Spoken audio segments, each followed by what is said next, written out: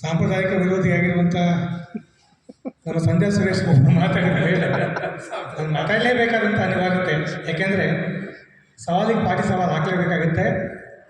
ಬೇಂದ್ರೆಯವರ ಬಗ್ಗೆ, ಕುವೆಂಪು ಅವ್ರ ಬಗ್ಗೆ ಎಲ್ಲ ಹೇಳಿದ್ರಿ, ಭಾಳ ಸಂತೋಷ. ಆದರೆ ಪುರಂದರದಾಸರ ಬಗ್ಗೆ ಹೇಳಬೇಕಾದ್ರೆ ಸ್ವಲ್ಪ ತಪ್ಪಾಗಿ ಹೇಳಿದ್ರಿ. ಯಾಕೆಂದರೆ ದಂಡಿಗೆ ಬೆತ್ತ ಹಿಡಿಸಿದಳೆ ಹೆಂಡತಿ ಸಂತತಿ ಸಾಧಿಸರವಾಗಲಿ ಅಂದರೆ ನನ್ನ ಸನ್ಯಾಸಿ ಮಾಡಿಬಿಟ್ಲು, ನನ್ನ ಹೊರ ಕಳಿಸ್ಬಿಟ್ಲು ಮನೆಯಿಂದ ಅಂತ ಪಾಪ ಭಾಳ ಬೇಸರದಿಂದ ಹೇಳಿದಂಥ ಮಾತದು. ಹೆಂಡತಿ ಸಂತತಿ ಸಾಸಿರವಾಗಿರಲಿ ಅಂದರೆ ಅವ್ರ ಪಾಡಿಗೆ ಅವಳಿರಲಿ, ನನ್ನ ಪಾಡಿಗೆ ನಾನು ಇರ್ತೀನಿ ಅಂತ ಅವರು ಪಾಪ ವಾಪಸ್ಸು ಹಂಪಿಗೆ ಬಂದು ಆ ಮಂಟಪದಲ್ಲಿದ್ದು 1,000 ಗಟ್ಟಲೆ ಕೀರ್ತನೆ ಬರೆದು ನಮ್ಮನ್ನು ಉದ್ಧರಿಸಿದ್ದಾರೆ. ತಾಯಿ ಜೊತೆ ಚೆನ್ನಾಗಿರಯ್ಯ, ಯಾವುದೇ ಕಾರಣಕ್ಕೂ ಮದುವೆ ಆಗಬೇಡಿ ಅಂತ ಪುರಂದರದಾಸರು ಹೇಳಿದ್ದಾರೆ. ಪ್ರಾಯಶಃ ಅದು ಮಂಜುನಾಥ್ ಅವ್ರ ಗುರಿಗೆ ಹೇಳಿದ್ರೇನೋ ಗೊತ್ತಿಲ್ಲ. ತಾಯಿ ಮುಖ್ಯನೋ ತಂಗಿ ಹೆಂಡತಿ ಮುಖ್ಯನೋ? ನನಗೆ ಈ ಟಾಪಿಕ್ ಕೊಟ್ಟ ಕೂಡಲೇ ನಮ್ಮಲ್ಲಿ ಒಬ್ಬರು ಪ್ರಶ್ನೆ ಕೇಳಿದರು. ಯಾಕಂದರೆ ಈಗ ಇತ್ತೀಚೆಗೆ ನಮ್ಮ ಸಿದ್ದರಾಮಯ್ಯನವರು ಒಂದು ಗೃಹಜ್ಯೋತಿ ಅಂತ ಯೋಜನೆ ಮಾಡಿದ್ದಾರೆ. 2,000 ರೂಪಾಯಿ ಕೊಡ್ತಾರೆ. ಆ ಮನೆ ಒಳಗೆ ಯಾರಿಗೆ ಬರುತ್ತೆ ಅಂತ ಗೊತ್ತಿಲ್ಲ. ಆ ಮನೇಲಿ ಯಾರಿಗೆ 2,000 ರೂಪಾಯಿ ಬರುತ್ತೋ ಅವ್ರು ಬೆಳಗ್ತಾ ಇರ್ತಾರೆ. ಅದು ಮನೆ ಬೆಳಗುತ್ತೆ ಇಲ್ಲ ಗೊತ್ತಿಲ್ಲ. ಭಾಳ ಮುಖ್ಯವಾಗಿ ತಾಯಿ ತಂದೆ ಅವರು ಹೇಳಿದರು, ಹೆಣ್ಣು ಮಕ್ಕಳನ್ನೆಲ್ಲ ತಾಯಿ ಅಂತ ಕರಿಬೋದು, ಮಗುವನ್ನು ತಾಯಿ ಅಂತ ಕರಿಬೋದು, ಹೆಂಡತಿನ ಕರೆಯೋಕ್ಕಾಗಲ್ಲ. ಅದು ನಿಜ. ನಾವು ಹೆಂಡತಿನ ತಾಯಿ ಅಂತ ಕರೆಯಲ್ಲ, ನನ್ನ ಮಕ್ಕಳು ತಾಯಿ ಅಂತ ಕರೀತಾರೆ. ಆದರೆ ಭಾಳ ಮುಖ್ಯವಾಗಿ ತಾಯಿತನ ಅನ್ನೋದು ಹೆಣ್ಣಿನ ಅತ್ಯಂತ, ಅಂದರೆ ಯಾವಾಗಲೂ ಆಕೆ ಹುಟ್ಟಿದಾಗಲೇ ಆಕೆ ತಾಯಿಯಾಗಿ ಹುಟ್ಟಿರ್ತಾಳೆ.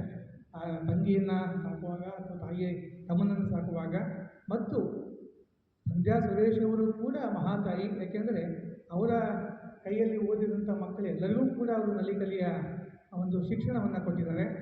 ಗುರು ಮಾತೆ ಅಂತ ಕರೀತಾರೆ. ಯಾರು ಕೂಡ ಗುರುವನ್ನು ನಾವು ಬೇರೆ ಒಬ್ಬ ಗರ್ಲ್ಫ್ರೆಂಡ್ ಥರ ಹೆಸರು ಕರೆಯೋಕ್ಕೆ ಸಾಧ್ಯ ಇಲ್ಲ. ಪ್ರಾಯಶಃ ಈ ಕ್ಲಾರಿಫಿಕೇಷನ್ ನಮಗೆ ತಾರೀಶ್ ಬೇಕಾಗಿದ್ದಕ್ಕೆ ಮುಂದೆ ಬಂದು ಕೂತ್ಕೊಂಡಿದ್ದಾರೆ. ಸುನೀತಾ ಹೇಳಿದ್ರು ಅವಾಗಲೇ. ಈ ಇಡೀ ಆಯೋಜನೆ ಏನಾಗಿದೆ, ನಮ್ಮ ಭಾರತೀಯ ಸಂಸ್ಕೃತಿಯ ತಾಯ್ತನವನ್ನು ಎತ್ತಿ ಹಿಡಿಯುವ ಮತ್ತು ಭಾರತೀಯ ಸಂಸ್ಕೃತಿಯ ಹಿರಿಮೆ ಆಗಿರುವಂಥ ತಾಯ್ತನವನ್ನು, ಮಾತೃತ್ವವನ್ನು, ಮಾತೃದೇವೋಭವವನ್ನು ಎತ್ತಿ ಹಿಡಿಯುವಂಥ ಒಂದು ಪ್ರಯೋಗ ಅಂತ ಅನ್ಕೊಳ್ತೇನೆ.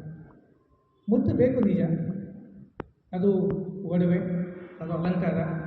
ಆದರೆ ಯಾರೂ ಮುತ್ತನ್ನು ಇಟ್ಟು ಪೂಜೆ ಮಾಡಿಲ್ಲ. ಮುತ್ತಿನ ಉಂಡೆಯನ್ನು ಎಲ್ಲಿಡಬೇಕು ಅಲ್ಲೇ ಇರ್ತಾರೆ. ಆದರೆ ಯಾವುದನ್ನು ಅಕ್ಕಿ ಉಂಡೆಯನ್ನು ಅಥವಾ ಯಾವುದನ್ನು ಪೂಜೆ ಮಾಡಬೇಕು ಅದನ್ನು ಮಾತ್ರ ಪೂಜೆ ಮಾಡ್ತಾರೆ, ಅದು ಮಾತ್ರ ನೈವೇದ್ಯ ಮಾಡ್ತಾರೆ. ನಮ್ಮ ಭಾರತೀಯ ಸಂಸ್ಕೃತಿಯ ಒಳಗೆ ತಾಯಿಗಿರುವಂಥ ಸ್ಥಾನವೇ ಬೇರೆ, ಹೆಂಡತಿಗಿರುವ ಸ್ಥಾನವೇ ಬೇರೆ. ಸಂಧ್ಯಾವರು ಪಾಪ ಭೋಜೇಶು ಮಾತಾ ಅಂತಲೂ ಹೇಳಿದರು, ಆಮೇಲೆ ರಂಭ ಅಂತಲೂ ಹೇಳಿದರು. ನಮಗೆಲ್ಲರಿಗೂ ಗೊತ್ತಿರುವ ಹಾಗೆ ರಂಭೆ ಇರೋದು ಸ್ವರ್ಗದಲ್ಲಿ, ಸತ್ತ ಮೇಲೆ ಮಾತ್ರ ಸಿಗ್ತಾರೆ. ಬದುಕಿದ್ದಾಗ ಸಿಗುವ ಚಾನ್ಸಸ್ ಭಾಳ ಕಡಿಮೆ. ಹಾಗಾಗಿ ದಯಮಾಡಿ ಭೋಜೇಶು ಮಾತಾ ಸಾಕು, ಶೈಲೇಶು ರಂಭೆ ಬೇಡ. ಶೈಲೇಶು ಅಂದರೆ ಕೊನೆಗೆ ಯಾವಾಗ ಮಲಗ್ತೀರಿ ಪರ್ಮನೆಂಟಾಗಿ, ಆಗ ರಂಭೆ ಸಿಗೋ ಚಾನ್ಸಸ್ ಇರುತ್ತೆ. ಆದರೆ ಪರ್ಮನೆಂಟಾಗಿ ಮಲಗಬೇಡಿ ಅಂತ ಹೇಳ್ತಾರೆ. ಇಲ್ಲಿ ನಮ್ಮ ಪಾಂಡಿತ್ಯ ಪ್ರದರ್ಶನಕ್ಕಿಂತ ತುತ್ತ ಅಥವಾ ಮುತ್ತ ಅನ್ನೋದೇ ಭಾಳ ಮುಖ್ಯ ಅಂತ ಅಂದ್ಕೊಂಡು ನನ್ನ ಮಾತನ್ನು ಮುಗಿಸ್ತೇನೆ. ಧನ್ಯವಾದ.